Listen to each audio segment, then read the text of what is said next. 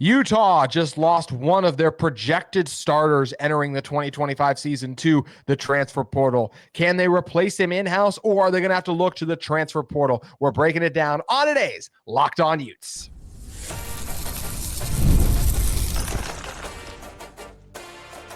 You are Locked On Utes, your daily podcast on the Utah Utes. Part of the Locked On Podcast Network, your team every day.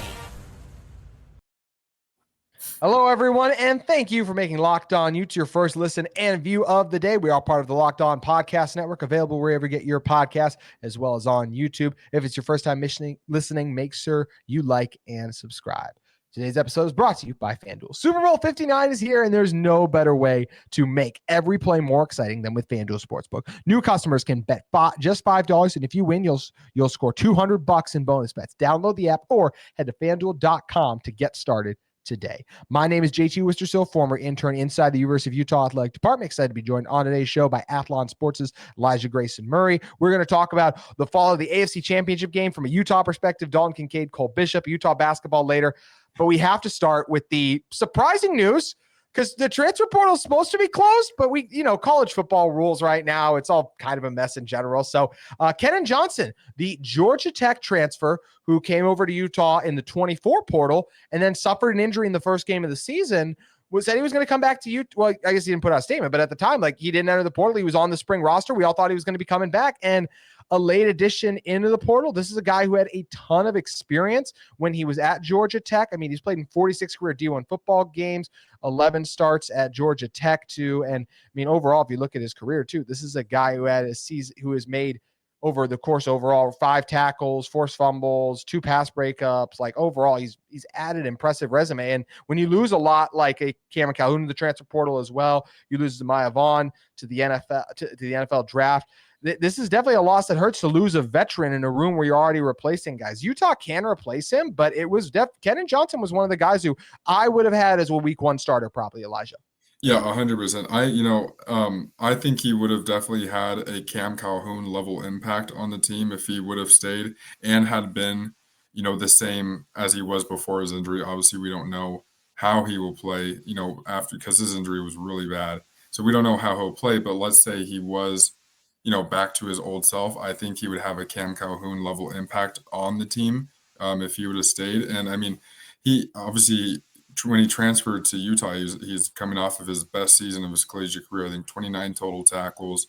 He had, if I'm not mistaken, he had his first career interception as well. And so, he was really kicking things into gear. And even in the first game against Southern Utah University, you saw he made an impact in the short time he played. He had 3 total tackles. And so it's he was destined to be, a star with Utah's program. And even Kyle Whittingham, after that game, I remember him saying this is a massive loss for the room because of how much of an impact he does have. And so I think it really is a surprising announcement, especially in one of the last press conferences of the 2024 cycle, it was confirmed that they were in talks with Kenan to actually stay with the team, and that he showed interest in staying with the team and playing once his rehab was up. And so this is a complete 180. And when I found out, when my editor sent me the link of the announcement, I was completely in shock. Yeah, I think a lot of Utah fans were, just essentially, once again, based on the timing of it, it caught everyone off guard. But this is the case. Johnson is gone. So now it's okay, how do you move forward? And the injury concerns were real if Johnson was going to be ready for fall camp. I think he would have played most of this coming season is what it sounds like, but it's always hard to know with the injuries when they're not reported. So as for Utah defensive backs, the corners who are going to be starting for this team on the outside, you look at it, Smith Snowden is the best corner on this roster. Then you have Elijah Davis, and he was a really good starter last year too. But the other guys who contributed the most, Cameron Calhoun and Zamiah Vaughn, they're gone. So who steps up now? Well, this is why you go into the portal and you add transfer help at cornerback. There's Blake Cotton, the UC Davis transfer, over 30 games played, 9 career passes defended. Rock Caldwell, the Gardner City Community College transfer, played in 11 games last year, 7 pass breakups and 6 interceptions. I know it's the community college level, but that's the type of production you want to see before you make the leap up. Then Don Sanders Jr. was at A&M, Cal Poly before that. He has career 5 interceptions and 10 pass breakups too. And that's without even mentioning the depth pieces, like the guys we're not talking about right now. I was not talking about Elijah Davis at this time last year being a major contributor for this team. He ends up being so and does very well. So while Johnson, he is a loss, with Sharif Shaw's coaching, Morgan Scalley also doing just a good job helping out the secondary too. Based on the transfers that Utah has, you're going to have hits and misses in the portal. Utah needs 2 of these guys to basically step up and help Snowden and Davis out. I feel like they have that in this room currently. Right, and that's exactly why I don't think it's a necessarily massive blow for Utah, is because, for the longest time, Utah and that defensive staff has had an incredible resume with developing talent and finding talent and making them premier defensive backs in either the conference or in the entire nation. And so you named all those guys, and then you specified how we weren't hearing about Scooby Davis at this time last year. And so I'm sure there's going to be another case like that this year, or we'll have one of the guys that transferred in, be the guy who steps up and is our Kenan Johnson or is our Cam Calhoun, and we don't even know it yet. And so I think that's also why I'm really excited for spring ball to start up whenever that does, because it's going to be interesting to see how these guys develop. I'm really looking forward to Saunders just because of his height. And obviously he was talented enough to, go make the leap from Cal Poly to Texas A&M. That's, you got to have some talent in order to do that. And so there's a lot of guys I'm excited for. Obviously it sucks because it's almost like an Anthony Woods situation, where if Anthony Woods was healthy this past year, he would have been the 1-2 tandem back with Bernard. And so, it sucks, but you just got to realize that they plan for this. They plan for departures at key positions, and they bandaged it up. And I don't see any regression. Maybe in the short term, because on paper we know what we had, but I think by the start of the season we're going to be like, we're just fine at this position. Yeah, and even if some of these guys take some time, like when they're starting to get going, Johnson probably would have been the same because of that injury, as we discussed too. So last thing I want to talk about the cornerback room real quick is I do feel like Smith Snowden is ready to be cornerback 1. I said it already a little bit earlier. He's a guy who's going into year 3 now, played a little bit as a freshman, but a lot more last season. 48 tackles, 8 passes deflected, 2 interceptions, and even had a pick 6 too. That last one against UCF too. Morgan Scalley said they're going to move him to the outside. I think that's the right move. I think he's ready. I think he is the Clark Phillips, the whatever great Utah corner you want to throw out there. Maybe not exactly Jalen Johnson, maybe not the level of Clark Phillips even too, but he is a worthy cornerback 1 with the strong lineage that Utah has at that position. He feels ready. His reactions, his ball skills, he's a baller. I think he's ready. I think he's going to be one of the best corners in the pack in the Big 12 in 2025.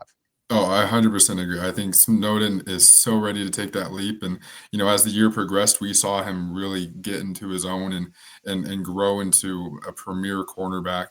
I think with another spring to develop further and build upon his already impressive season 2024 campaign, I think he's definitely primed to be the CB1. And I also think that it makes it even better that he turned down BYU in order to stay with Utah to be the CB1. So it's going to be, I think he's completely ready. He's all in with the program, and I think he's going to take a leadership role too with the team, which is really needed after, some of the departures we had. Yeah, good. Yeah, those were those reports that both Snowden and Barton were guys that were also trying to be lured into the portal. So you're not wrong. It was big that Utah was able to get Snowden to stay because they're hoping Snowden's going to become a Utah legend, just like Dalton Kincaid and Cole Bishop have become Utah football legends. And they were just involved in a historic AFC championship game. And there's a lot of fallout from that game. And Dalton Kincaid and even a little bit Cole Bishop are wrapped up in a lot of that fallout. Want to talk about everything that's going on with that situation in one moment. But first, today's episode of Locked On Utes is brought to you by our friends at TurboTax. TurboTax has you covered. This is a message from our sponsor at Intuit TurboTax. Taxes are waiting and wondering and worrying if you're going to get any money back, then waiting, wondering, and worry some more. Well, now Taxes is matching with a TurboTax expert who can do your taxes as soon as today. An expert who gives your taxes their undivided attention as they work on your return, while you get real-time update on their progress so you can focus on your day. An expert will find you every deduction possible and file every time to help you save as much possible, and everything with 100% accuracy too.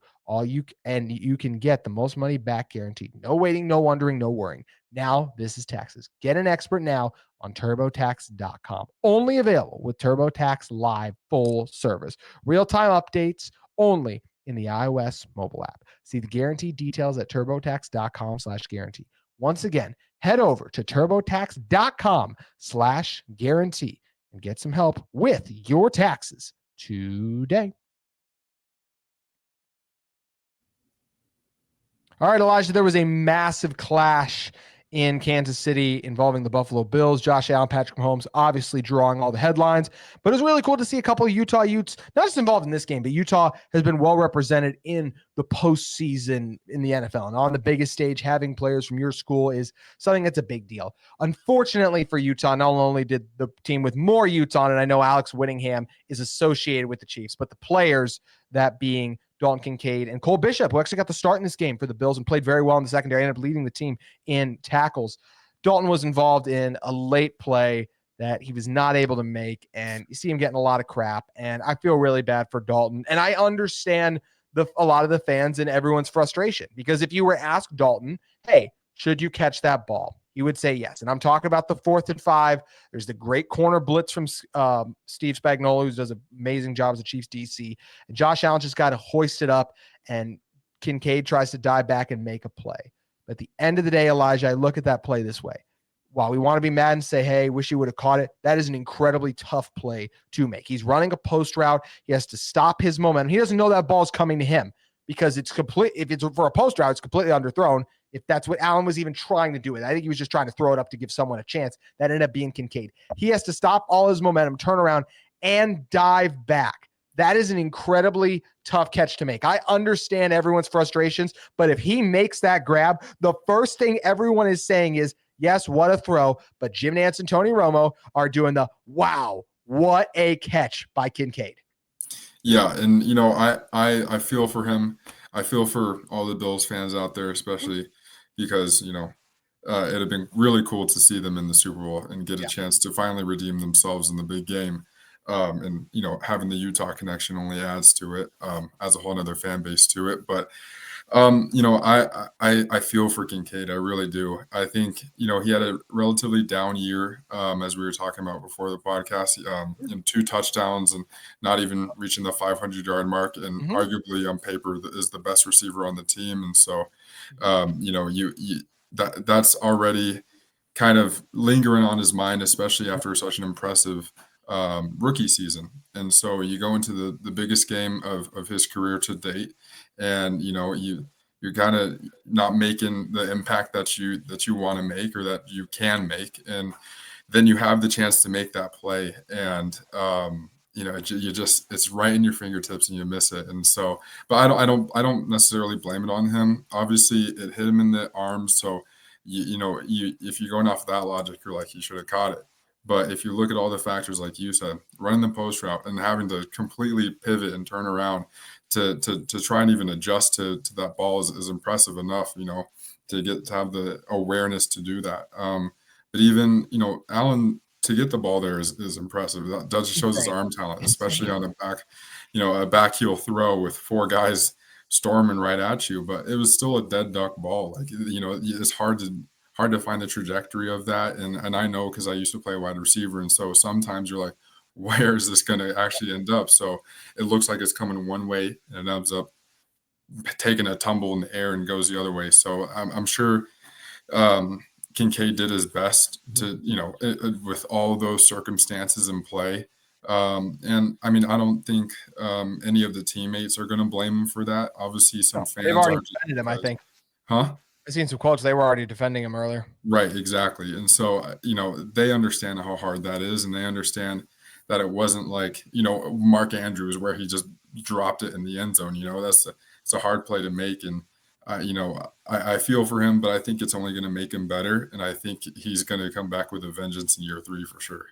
I will too. And I mean, he had over 600 yards his rookie year. For him to be under 500, it's surprising. He never had more than 60 receiving yards in a game this last year. And like you said, Elijah, I know they traded for Amari Cooper, but he's not himself. And a lot of that was Keon Coleman being a rookie. Like, I thought this was going to be Dalton Kincaid, leading receiver, leading pass catcher of the Buffalo Bills. And that's not what it ended up being. Dalton didn't have the type of year he wanted to. And like we also mentioned, if you ask Dalton, and I agree, should he have made the catch? Yes. But to then, like, I see memes of like Shane Gillis's face being edited on. Like, I'm like, come on. That is still a very tough and difficult catch to make. One you want your first round tight end to make, totally get that. But to act like, oh, it's an easy catch, that's where I get, okay, that's a lot harder than I think a lot of people do. But we both still believe in Dalton, believe he's going to be a monster in the NFL and only going to continue to grow and get better. And I have a lot of confidence in the future if he's put in that spot again. He's going to make that play. Another guy who got an opportunity to make several plays in the game, Cole Bishop. As I mentioned, he actually led the Bills in tackles. How about that? If we said that back in the NFL draft, and yeah, he was supposed to be maybe a bigger part of their plan. He had an injury before the year that kind of derailed him a little bit, but to see Cole Bishop as the leader with 10 tackles, 9 solo stops, it's just crazy. And he almost had the interception. Him and Xavier Woods went up for that ball at the same time. Bishop had it at first, then Woods came down to it. Honestly, I feel like it should have just been an incomplete pass, how they reviewed it all the way around. But I actually feel like you could have made an argument. If you're going to uphold the pass for anything, you could definitely make an argument that Bishop, when his knee touches, had a little more grasp of the ball to me than maybe Worthy did. It was very close and tight. I think it should have gone incomplete. But I thought Cole played a really good game. He was all over the field, flying around, breaking things up. We mentioned the 10 tackles already too. That is hard. Patrick Mahomes, Marquise Hollywood Brown, DeAndre Hopkins, Juju Smith-Schuster, Travis Kelce. I understand not all of those guys are what they used to be, but those are still gamers, and that's a lot of offensive firepower led by Mahomes and Andy Reid that they can throw at you. I thought Bishop looked like he belonged on that field. I think he's going to be a Buffalo favorite for a long time to come. Yeah, I do too. I mean, to be able to make such an impact in kind of an impromptu start in a game that you weren't supposed to start in, I think is quite impressive. And if that play, the Xavier Worthy catch was called correctly as an incomplete pass, I think that would have been the play of the game, because I don't think that the Chiefs score on that drive, and I think that is what if the Bills would have won. That's the play that you look back on and be like, that is the play that won us the game. And so I can't fault Cole for that. I think he did it incredibly impressive. Like you said, he led the team in tackles on a defense that is really good, has a lot of star power on it. And so, and especially with the speed that they have out wide, and just the pure athleticism that they have pretty much at every position on the field, for Cole to manage so well, after not really, having too much game time leading up to such an important game. I think he did Utah proud. I think he did Scally proud, because I know Scally was at the game, so that's super cool. That was cool. And so I think both of these guys, I think they're going to be massive pieces of the Buffalo puzzle for years to come. And maybe they're not going to be the last Utes to make an impact in Buffalo, but they're sure going to lead the way for a very long time for the university in the NFL. This is a really good year for Utes in the NFL to me. Devon Vele surprising a lot of people with his production on the Broncos. Garrett Bowles helping Denver with their turnaround on offense. Jalen Johnson being the elite corner. He is still one of the best in the NFL. Zach Moss got off to a decent start with the Bengals, kind of an injury, and then I don't think he was able to finish out the year there too. Julian Blackmon continues to be just a professional and a really solid safety over in Indianapolis too. Oh, I'm sure I'm missing something. Satawa Laumea got some reps at the end of the year for the Seahawks. You get Sione Ibaki was a contributor on special teams a little bit. Clark Phillips, thank you, for Atlanta all year long too. And as I mentioned, I'm sure there's another one. Tim Patrick helping Detroit on their run too. That's a lot of Utes in the NFL showing out, helping their team succeed. And when those guys are making plays, when they're on Sunday Night Football, they get to say they're from the University of Utah, and that is great for the university as well. Utah has done a really good job helping and developing players reach the NFL level, and it's something that's going to continue. They're going to have several guys taken in the NFL draft. I had a show with Porter Larson last week. I think we said 5 right now. I expect to get drafted at the minimum, and I think even a couple other guys are going to have a chance. So excited to see where it ends up for Utah on this, Elijah. Yeah, and we have a Utah legend in the Super Bowl, Britton Covey. That's right. Yes, Yeah. he was one that totally slipped. Is he still returning punts for them? No, I think Cooper DeJean is. Yes, you're right. Mm-hmm.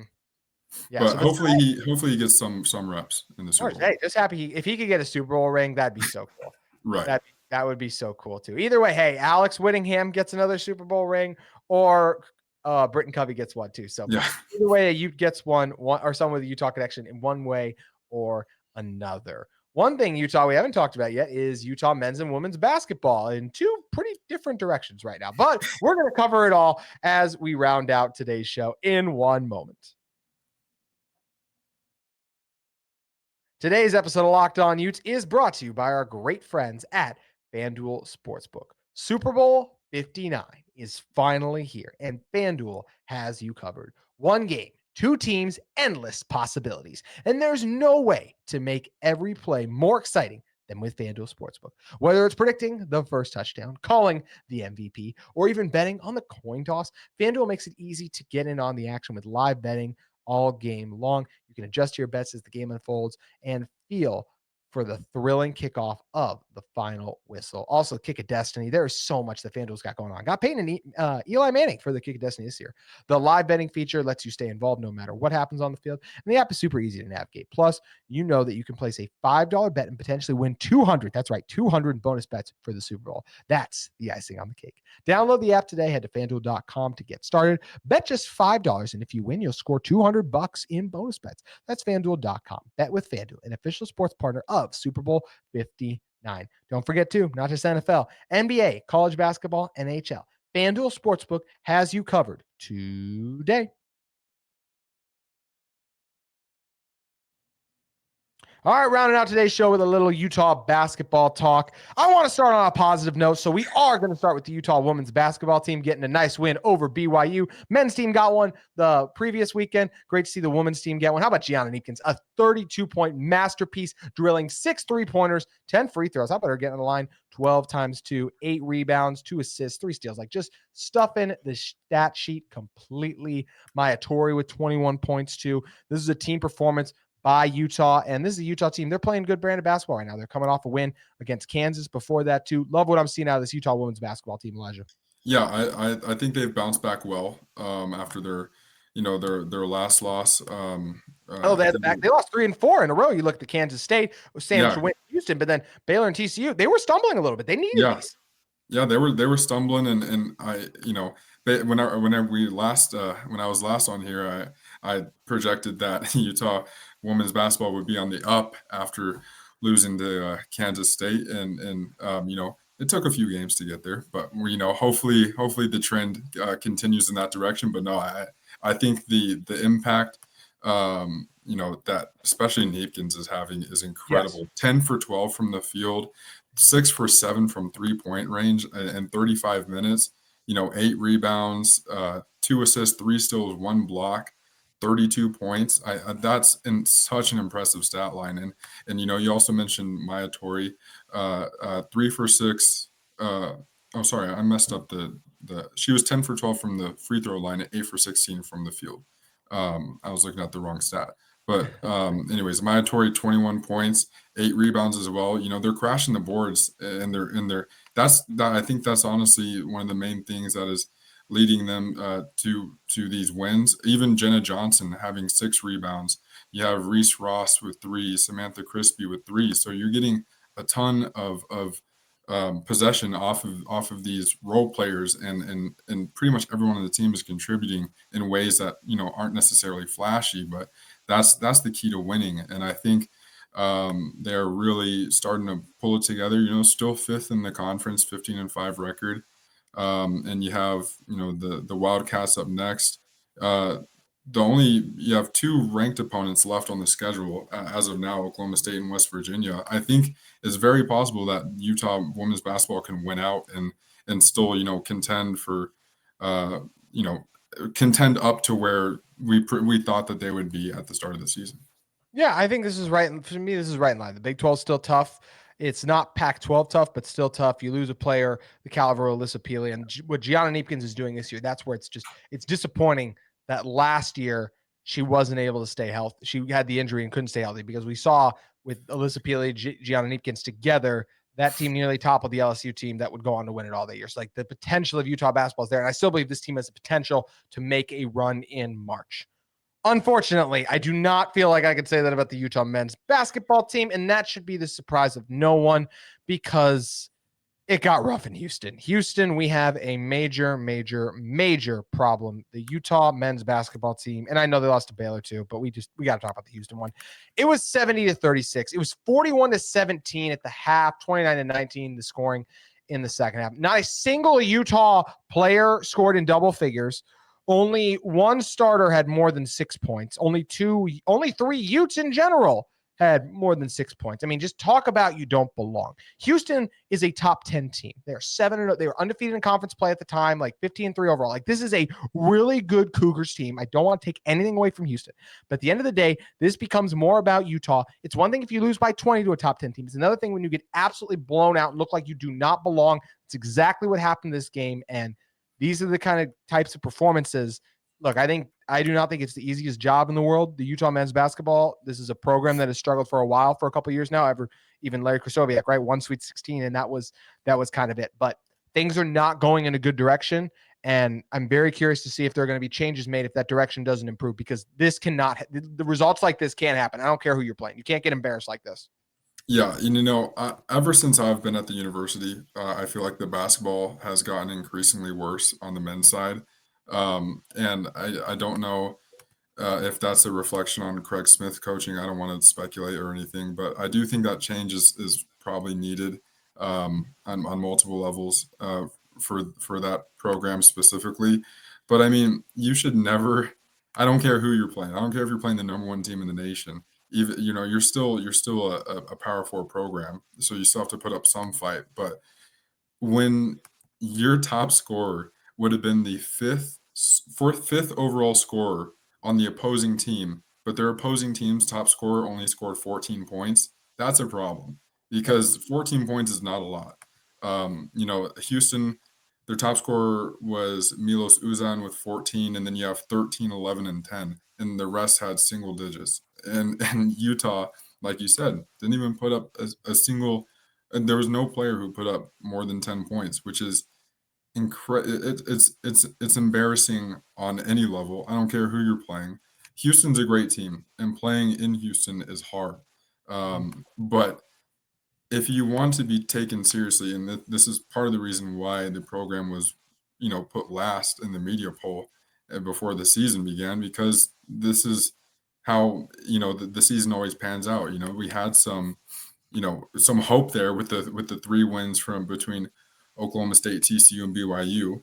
But even with the BYU game, you struggled and you had to go to overtime in order to win it, and that's just not going to fly in this conference. And I don't think this is part of the reason why you're losing out to BYU and so many recruits in basketball. You probably still you're still beating them, which is embarrassing on BYU's behalf. But I feel like something needs to change, because this program historically is very, a very revered program and a very important program to the Utah faithful. And this is it's not good. And it's just going to continue to get worse if nothing changes. I forgot the show, but there's that one meme where it's like, the thing about the old days is they're the old days. And that is unfortunately how things are starting to feel with Utah basketball. I hope this program can get back to where it was, but I think Craig Smith's a very good coach. I do think he's made mistakes in the recruiting and the transfer portal that it's hard in today's college basketball. You got to be able to hit and bring rosters together quick, or it doesn't work out. It's not easy to do it at Utah always either, but this isn't working. Curious to see how the rest of the season is going to play out. You mentioned they don't play. They haven't played. It's one thing if you did this to the number 1 team. Well, I know Kansas. They have to play Kansas. I don't think Kansas is going to be number 1. They're 11 right now, but I think things could get worse still before they get better. But still a lot to be determined on the hardwood, and obviously even more to be determined for the football program too. Elijah, if people want to keep up with the latest in Utah athletics, what do they need to do? You can follow me on my X account, or I like to call it Twitter still, but at Elijah G. Murray. I cover once football starts to kick back up again. I'll cover all the news there. I'll have player and coach interviews when spring ball starts up. I'll have practice footage. So anything you want with Utah football, it'll be on my account. So just go over there, follow me, and you'll be set for sure. Thanks for coming on, Elijah. Thank you. Anytime. That's going to do it for today's Locked On Utes. We'll be back talking the latest in Utah football and Utah athletics tomorrow.